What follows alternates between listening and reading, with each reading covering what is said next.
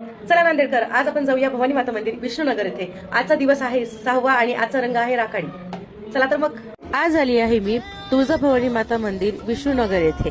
हे मंदिर इथले विष्णुनगरचे प्रसिद्ध दैवत आहे आणि हे मंदिर जवळपास 2015 या साली इथे मूर्ती स्थापना करण्यात आलेली आहे।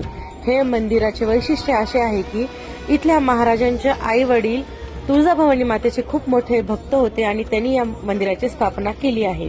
नमस्कार गुरुजी, आज मी आलेली आहे विष्णुनगर येथील भवानी माता मंदिर येथे। आणि काय आहे देवीचं महत्व आणि किती वर्ष झाले देवी इथं स्थापित आहे? आपलं 1968 पासून नवरात्र होतो। अच्छा। आणि स्थापना यांच्या झाली 1968 पासून आई आणि वडील जे दोघं सेवा करत होते तिथून नगरप्रदक्षिणा आणि करतो। अच्छा। पूर्ण विष्णुनगर गोरक्षा हनुमान मंदिर आणि विष्णुनगर मारुती मंदिर असे नवमीच्या सकाळी अष्टमीचं भजन जाऊन नवमीच्या सकाळी नगरप्रदक्षिणा करून तिथून एक प्रसादावर सांगतो। अच्छा। आणि आपली मंदिर बांधण्याची इच्छा म्हणजे आईची इच्छा होती। स्वतःच्या जागेत खर्चानं मंदिर बांधायचं ही आईची इच्छा होती।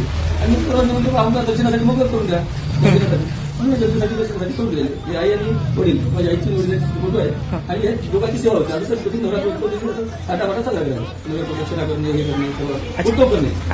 त्याच्यानंतर त्या सगळ्याची इच्छा झाली किंवा हे मंदिर आम्हाला दर्शनाला हे करून द्या देवीची उपासना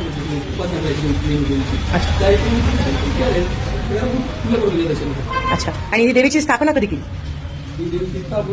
2015 मध्ये।